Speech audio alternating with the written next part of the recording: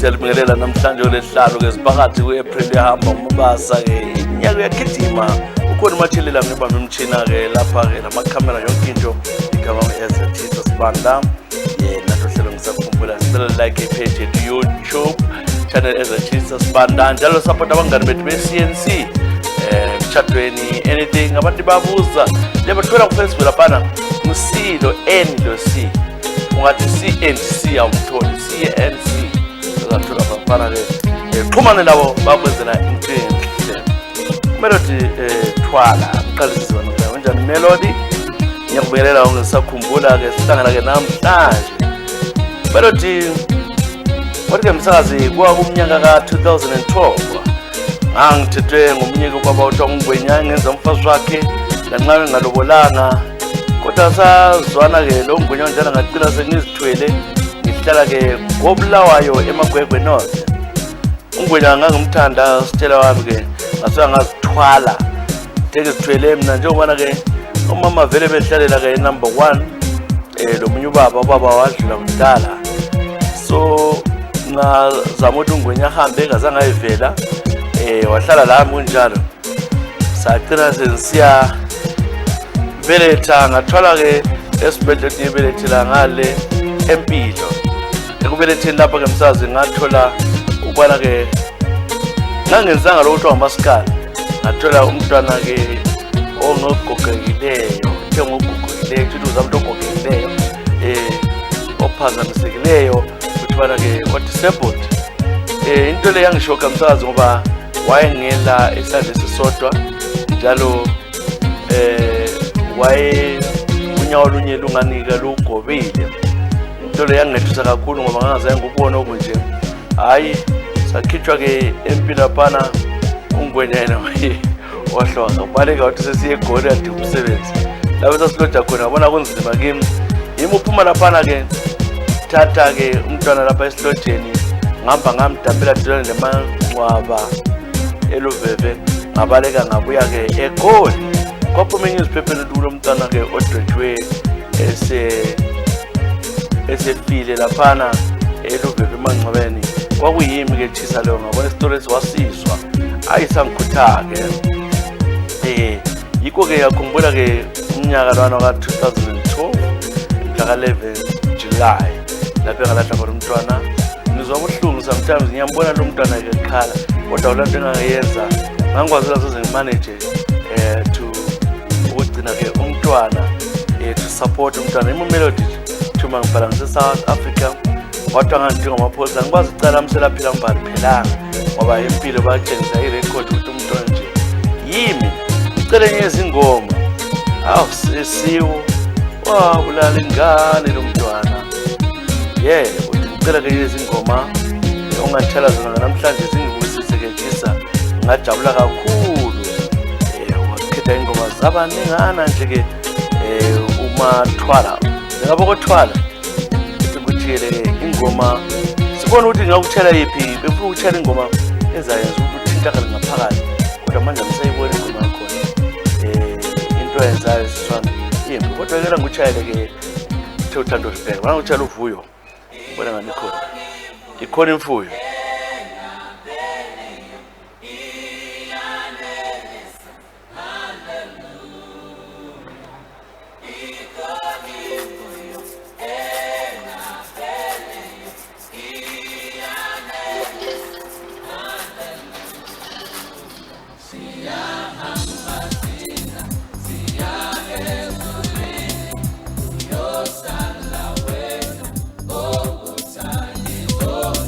See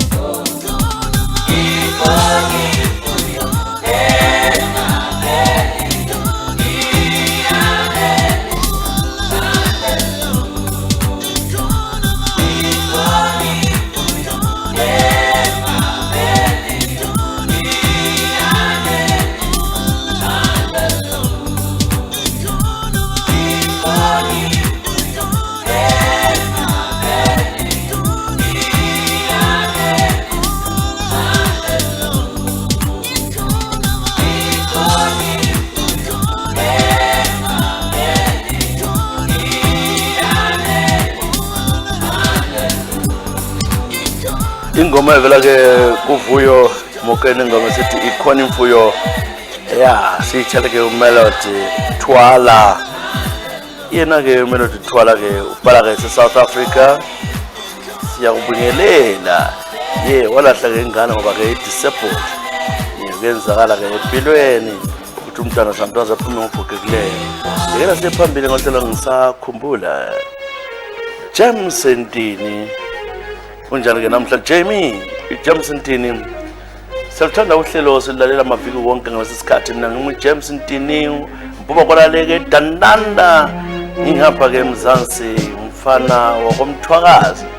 Ngihleli lapha ke Tshisa ke ngithele ke intombi engayithatha ke lupana. Ngihlala la ngezikhisimusi zomnyaka ka2016. Yangasemuhle umntwana ke echena kwamagama nhlala lapha ezitolo ebusiness center lupane. Hayi ngabona ngumfazi lo. Into ngayenzayo ukuthi lo mntwana uthi khona phana ngabe ngimtshela ukuthi ngiyabuyela ke eGoli so into engifunayo ngifuna uhamba laye. Ngoba ngeke ngimchiye ngalelo langa sizitolo sasuka vele sathi savele sa lala ke egangeni emaphaneni. So ngamlayela ukuthi ngifuna uhamba laye. Ngamthwala ke Tshisa laphana Kolondo silayicha amalayicha wethu washawa zwangena lathi Josi. Ngafika lapha ehlala khona ke ejaladeni.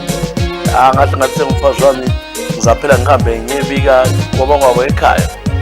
Hlala inyanga zazabantathu ebabhalele bafonele ukuthi seGoli. Ngasithi sokusikhathi ubona ke ngiyevela.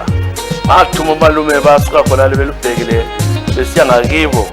Hayi bathu sihle muhle madoda. Ababaza abadala safika khona ngale ukuyavela. Sazi into yashoka ke abadala ukubona ekufikeni lapha ke ekhaya bathola ukubana ke uSihle wayengena amanga labantwana bathi babuza ukuthi yakwazi ukuthi ke uSihle labantwana abathathu lapha. Yena ke wayentshela ukuthi ke waye lo mntwana oyedwa ehambe kuyiseke ekhwephe. Bakhuluma bathi uthi yakwazi ukuthi uSihle wendile indoda yakhe isekhwekhwe. Omalume bethuka kwamagama bathi betshaya ifoni bethi ke mzukulu akuzwe ke indaba ekhona. uSihle ngumfazi womuntu wendile indoda isebenza ke ekhwekhwe bara abantwana abathathu nomyeni wakhe. Zazi ngamlanda wabe vuma ukuthi yena vele ule ndoda. Yena selapha ke eGoli sengilaye. Ngamchitha ngamshaya into ngaphoza ngambulala ngixotsha. Ngimchithile ke uSihle lona wagcina ke ebaleka ngena waqhubeka sesiyathola abanye abantu. Manje umsakazi into ezibuhlungu ukuthi ngo2022 ngoDisemba ngathasana la ke ngithela ke lapha senza khona ngithela ke ipetrol. Yahamba ngenye imoto enzima ehamba lomnyubaba. Into le yandabula driver umntwana ngamsusa ekhaya imali zami ngazibhadalanga. Into le ngizisa ubuhlungu ukuthi sethala imota ehamba lo muntu eyindoda kukhanya sehlezi kuhle. Wangikhangele ngani uyangifanisa. Ngathi Sihle kunjani wathi ngingakusiza ngani bhuti. Thelela ke ifuel. Manje usakazi ke ngizobuhlungu kakhulu ke okusithi ngivuse umsindo. Umuntu lo yimi ngihambise eGoli asangikhangele manje. Yimi yembhala James Ntini ngisebuhlungweni ngendaba ngayenzwa ke. Ngosihle ngiyengile ukuthi kala ndoda yena le ndoda. Yena ngimtshela ukuthi angaqili indoda esekhaya kodwa nangu ke sehlala eGoli. Ngamdinga ngifuna ukudeport. Ungezinjalo fana ke ungezinjalo. Isiponono sakho njengokutsho kwakho. Nani ngutshele wena ingoma. Isiponono sami. Sasemthatha.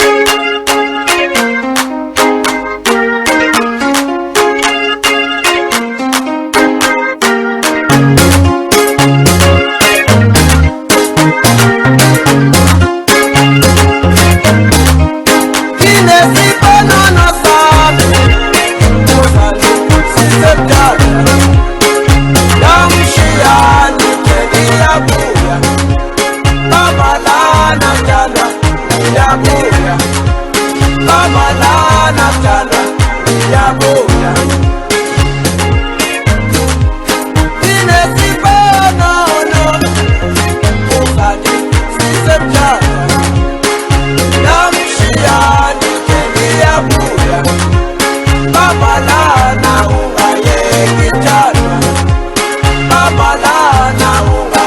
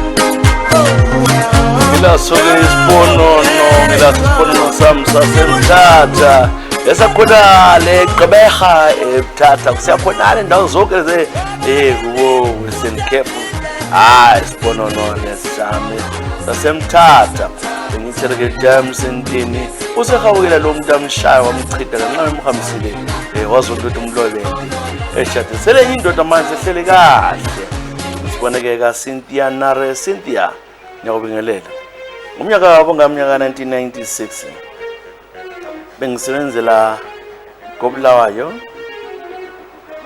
umsakazi nakodwa ngihlala ke eGwanda so wesikhathi nganijwayele ukuthi ke ngihambe ama-weekend ngiye ke eGwanda ngikhaya ngisuka bengisebenze ibank okuthiwa iBeverly if you still remember it ngisukile laphana ngagada ke imota ekuseni ngabo 5 ngoba ke ebank sivula ngo8 imota le ke yasithwala yasifaka lezani usakhumula sihlala emabhuthini so ngigqoka uniform yeBeverly sahlala kwaphana ke ebhuthini imota le ithe sifika eKZN yadubuka ivili yagijima yafohla iganga yabhewula yasijika phezulu yasithaklazela phansi kwafake abantu abathathu mina ke umsazi ngazibona ngivuka esibhedlela eCentral kodwa ke iqiniso ngasela nyawo ngoba ukuqunywa kwami bengumntwana omuhle ke thisa ngingusisinyana omuhle ngasesikhathi because I was 23 when I got involved in an accident ahlala njalo ke esibhedlela ngaqeda over 6 months ba-amputa unyawo lolana kwasala lulodwa ngapha okwamanje ngidisabhuda soze khothe umhla ka-7 November ngonyaka lana ka-1996 ngibuhlungu ngethisa ngicela ke ukungitshalenye izingoma ezakudala uhlelo ngiyaluthanda liyambusisa nasengilabantwana ababili kodwa indoda yangichiya ngilapha ke engibhala khona ngabi lokuzena eMpumalanga khona eMpumalanga eSouth Africa bana ke sikutshele ke ingoma yakho oyiceleleyo uthe ucela ingoma zesitimela Whispers in the Deep mbona ngiyitholile Whispers in the Deep of Ray Phiri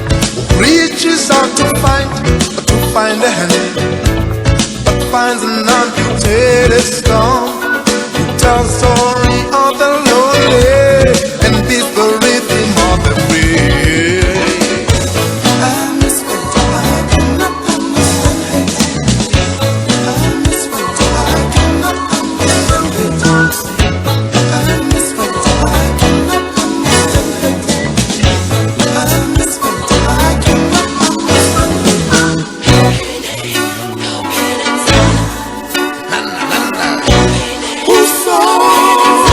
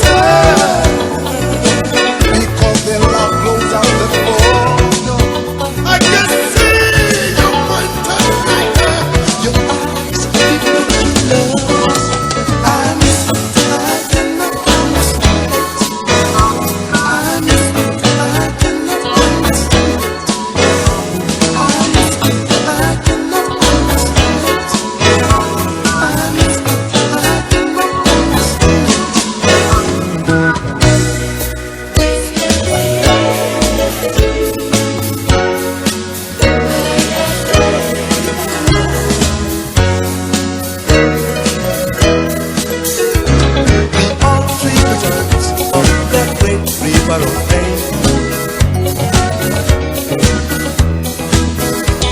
We all tributaries of that great river of pain. We all tributaries of that great river of pain. We all tributaries of that great river of pain. Flowing into one ocean. There is only one ocean. All our pains flow into it. But it is still over the waters of love. Into a great nation of love. The foaming of night. All the oceans of love.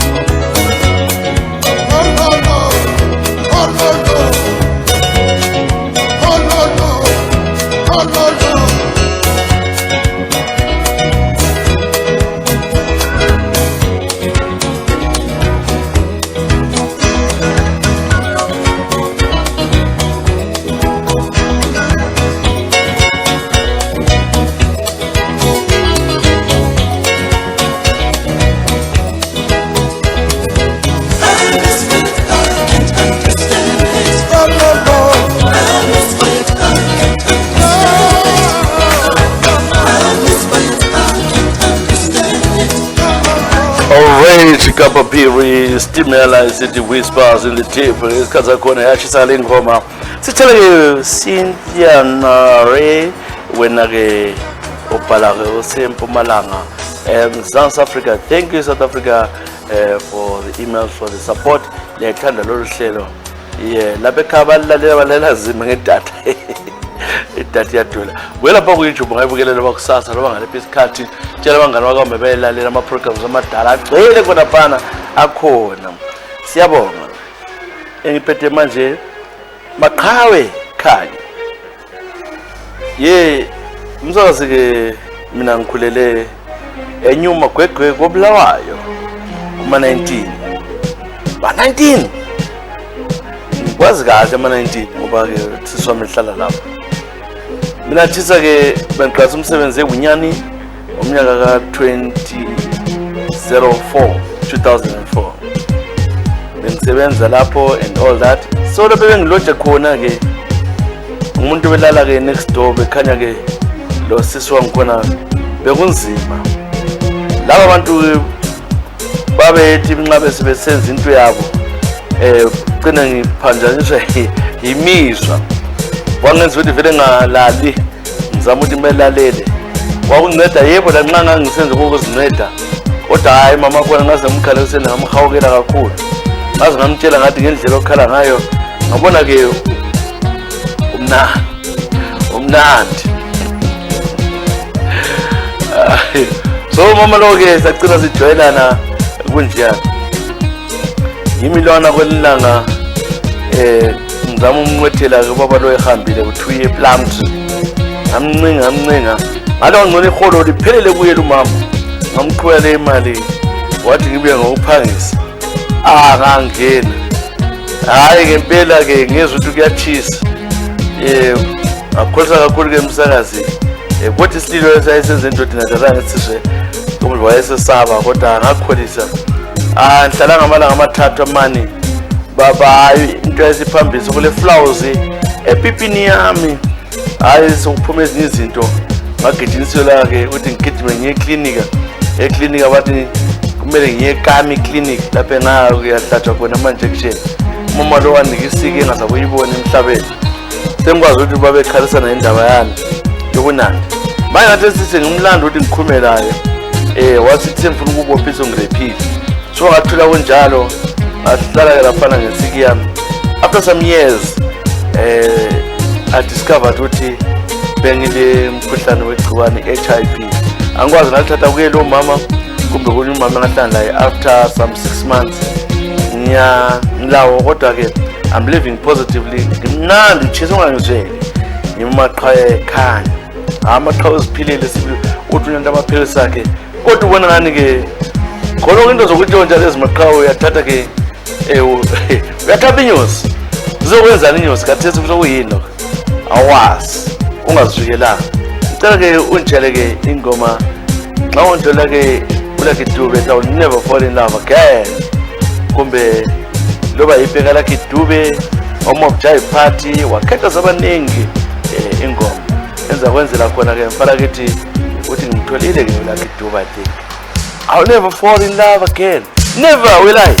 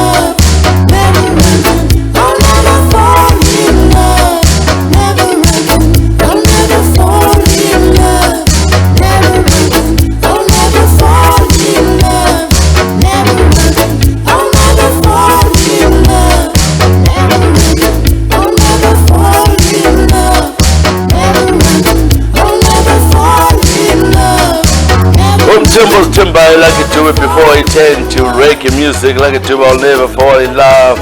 Sichaleke maqhawe yeka maqhawe kanye ke ayi athoza into njalo yathola ama flowers phambili yathola isiqhinqa ezivele yathapha ke inyosi engazaziyo phoma uxhumukela nje aqalwa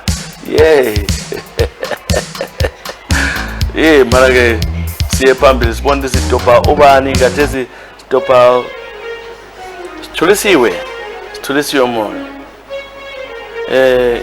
igama lenginike lona silogama lami kahle kahle ke emdaweni elami igama ngulo ngingumama ngoba ngumama Thesi. Isitori zakutshela sona sibuhlungu ngiyazama ukuthi emalangeni ungincedise. Manje ke sengile 38. Thina sikhule sihlala ke endawo kuseNkulumane. Kuyemilo siswami, sedlu siswami swatshona. Ubaba osezalayo, biological father, ubengilala wasitshela ukuthi kuyisiko njalo ngatshela anybody lobe esikolo lokubani inyahle ngife ngiqalekiswe ngamadlozi.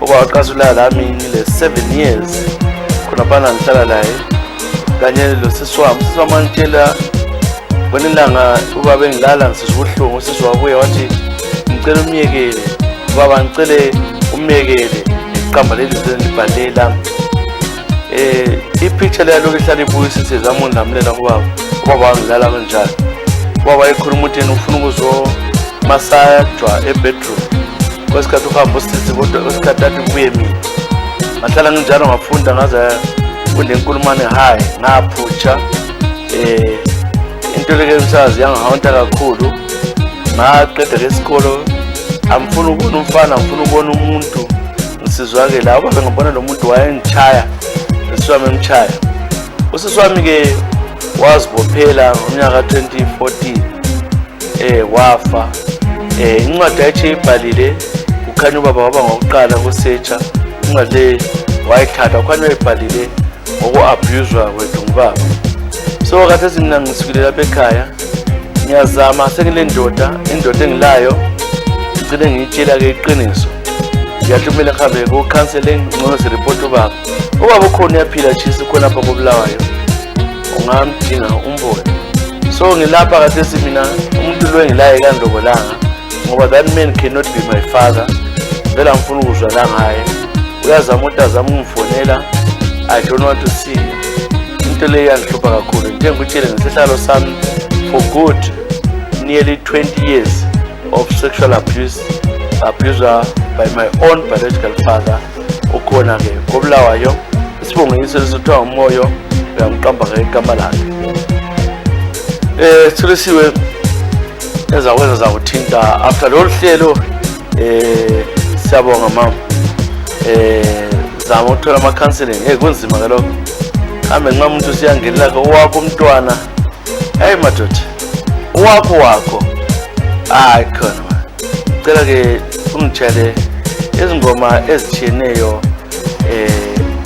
engazithanda kakhulu ngitshela ke loba ngama Soul Brothers ngiyawathanda unjalelana ke bani ethi mama kaSibongile ngithola yini mama kaSibongile as mama kaSibongile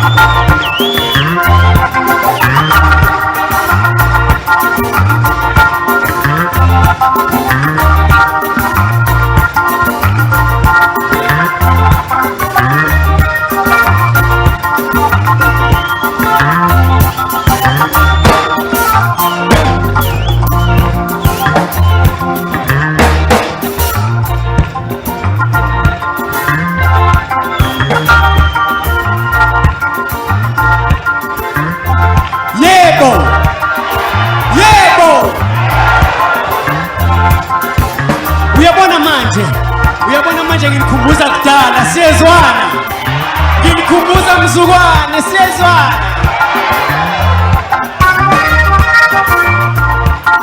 sithi mama kaSibongile ukuthi mawusuduzile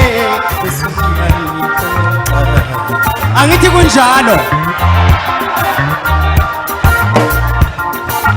mama kaSibongile akuye ukuthi mawusuduzile usuyangiphoxa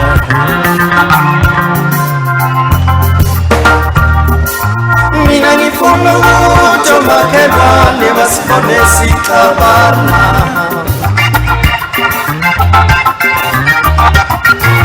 Mina ngifuna ukuthi makhelwane basibone sixabana. Angithi kunjalo. Mina ngifuna ukuthi makhelwane basibone sixabana.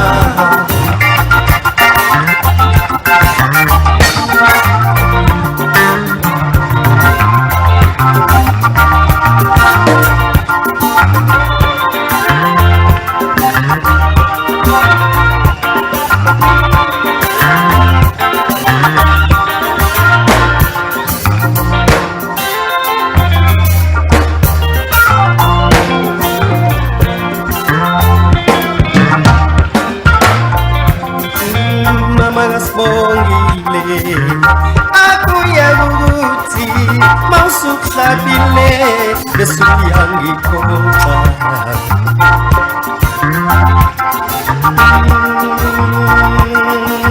Mama ngasibongile akuye ukuthi mawusuphuzile bese uyangikhoxa.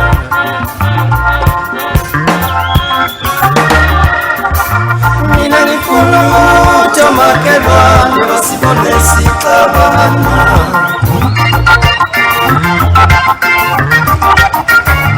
Mina ngifuna ukuthi makhelwane basibone sixabana.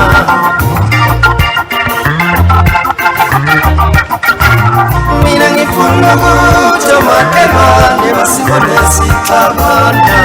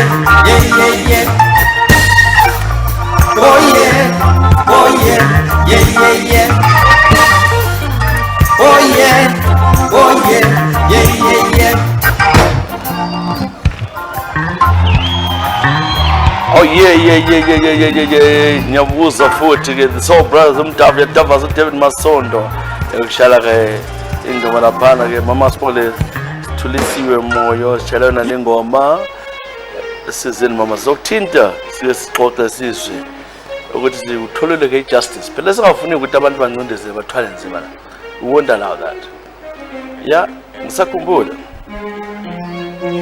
mana ke mbona ukuthi ngibana ukuthi Godfather njini ngikuphethe manje Godfather njini respect nebizo lakho zakubiza ngalo kunjani kobulawayo thina siphilile ngapha ke mina manje sengihlala ke e-Ireland ngisazi lapha ke e-Ireland ke kulo muzima njalo sazi indawo zangapha ku Europe kuyasetshenzwa kuyashokolwa into khona ukuthi ke mina lapha ngabe lo mfazi lapha ke e-Ireland sisebenza ngama shift achiyeneyo kwase kubuya ke cousin wakhe oEggy wazohlala lathi ngacina sokuzakala ke izimanga ngoba uEggy besehlale 6 months engatholi lutho lapha e-Ireland so dadwa wayethi emsebenzini lami ngani ngisemsebenzini ngiphenduke ngizombona senzane kwaba nzima silalana kunjalo nje ngoba lami ngazithi ngiyamsiza njena engela muntu nje khona u-Egi wazisiba ne-jealous ngoba ngangile i-Terian futhi wasikhanda kwenye i-pub nginada le-Terian yomlungu waba ne-jealous wazobuya-ke umngane wakho vele e-South Africa nami phezu kwakhe into engangiyenza it was a favor to all of them ngoba-ke amadoda bengawatholi asikuthi ngangibuluza ngakho but when you see ukuthi umntana abantu-ke ulambile-ke thisa ngangithi ngisize lapho u-Egi wawesamafayili wadiliza yonke into kwaba lo msindo epub udadewabo wabuya wabe khuluma sithi lami ngangilala laye wabe sithi mina ngangimfosa kuye ngusiparo wami lo sifosela kimi Chisa waseqamba manga sengikheme ngani ngiyindoda yakhe wazama ngiripoti ukuthi I was abusing ngimrepa ekwini ngiphume nzima mfakasibanda ngidlale 2 years I was cleared nge-3rd year ngibonga ama-lawyers wala amahala angisebenzelayo kangaka bengiyafela ejele engiqambe esifaro wami sengadivotsa lo dadewabo sengihlalela ngaphakathi eseDublin ngasuka eNorthern Ireland ngabuya-ke eDublin yimi-ke uGodfather Godfather njini udoda onzima uyaziqhenya ukuthi oyelisiza umama linaselizonda ethi uyalijoyina lingela muntu azama ulizwela alinike-ke ibhewula lakhe kodwa-ke nango-ke selimfake ezinkingeni kodwa nhlanhla Agnes lo siswaka abakhulumisani kathesi ngicela-ke ingoma leyana ethi ziyojikisa nxa ungayithola ngingajabula kakhulu ngibona ngiyayithola ziyojika izinto hayi thule mntanami Godfather Jini Thula mntana Thula mntana Thula mntana malukalela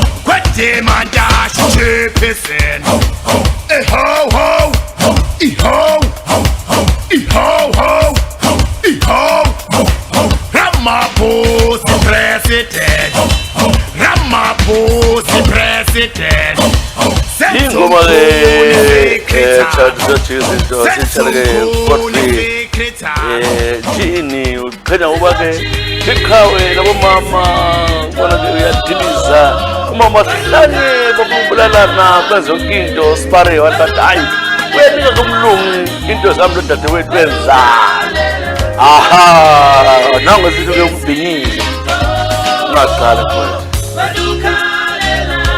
ikela sepublic balike ngicela ukuthi ngindebele girl ungaqambizo la okay ndebele girl unjani ndebele girl ezini ndebele girl not indebele wakondebele ndebele girl and ngakhiwe chisa ngiphiwe ngikevi ngilezinto ngabeleke eHarare lapha ngomsebenzi ngabona ukuthi umsebenzi eHarare kwenzima hayi ngacina ke sensithi mana balandi bona babathonta imali alanda ama gold mafia makudoda abakhombi bangikhombisa ngabahlangisa bena abafazi babo abanye bangirentila ke ama apartment anzima lapha ke eHarare hayi kwahlala isikhathi angiziqheni kwayilema kodwa I was trying to position myself for a better future ngangazi khombelo kanoti mpombo ufuna uphiwa ama $5 abanye sisi lapha eHarare ngiyabona balokhuzela ama twabadliwela ama $3 ama $5 so ngangikhombe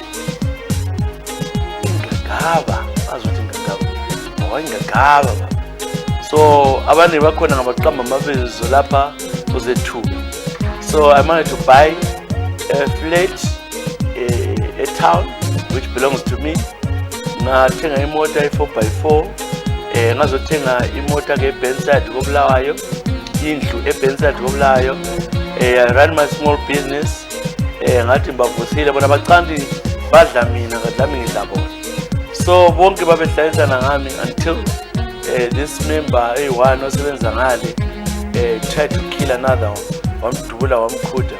That's when I ran away from Zimbabwe because I was scared. I now live in Australia, but I'm okay in everything. I run my business whilst I'm here. Zimbabwe. I might go back to Zimbabwe anytime soon, but my business are doing fine. Before I got 2011 to 2019.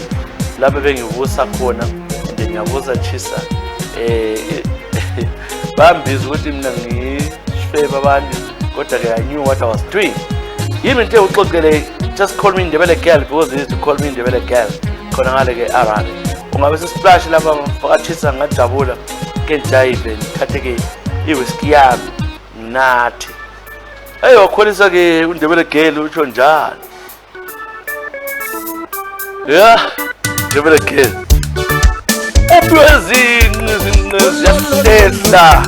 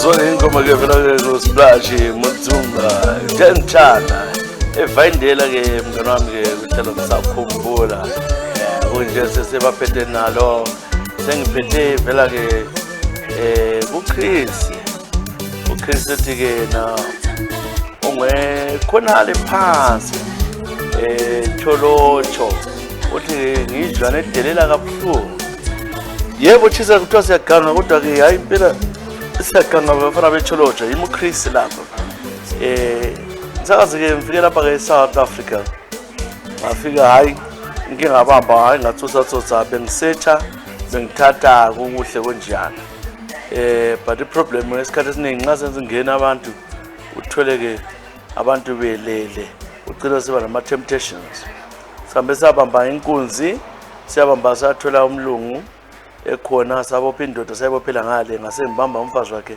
ngamrepa kabuhlungu nje lanxa ekholisa ekhule ukuthi ngamenzi lutho kodwa ka emizwa ngikhona yafika ukuthi umuntu lo umele ngendlela ngamhawukela ngayo nenza njalo nje sathatha sirobhe hayi ngike ngakholisa abafazi babantu ukuba binya msazi kwenzakala ke ukuthi ke mase siyangena umuntu kathi ngekhaya umuntu lo ke safika khona phana sasingu6 asashara phana lo athi khethile sabamba sathatha yonke into salala umama bakhona kodwa ke angabona ukuthi kulomunye umbonile umzalwane woze mina nyasonta bengisonta lapha i12 apostle so umzalwane wakhanya ukuthi ngibonile wayevakatshele uleyo ngabona sezothothwa amapholisa bathatha iDNA bathola ukuthi ke yimi ngenza amakhesi amaningi lapho esihamba sibamba inkunzi silala labo abantu so bangibopha hayi ngakhipha imali sathi sipholisa ukubaleka kwami kanti ngicela ungathuthi kahle ngingathi kodwa ke angisekho South Africa useBotswana gebela useBotswana andisubhalile so ngitsho address yakho kodwa uyibhalanga but subhalile uthuma useBotswana wezitembi kakhulu ngicela ke unjani ingoma mfowethu kwakuyizinto zomhlaba ngiyasebenza kathesi senakha kodwa umuzi wami eCholocho ngicela unjani ngezingoma ezilandelayo Chris hayi sazi mfowethu into ayenzayo ebantwini kunzima kakhulu ngicela ungitshele ingoma ethi Peace Majenzi eceleni lapho nguchayela nje sebonga kuKlein Machelela hayi Chris igama lezo Jesus bana uhlelo ngisakhumbula bye bye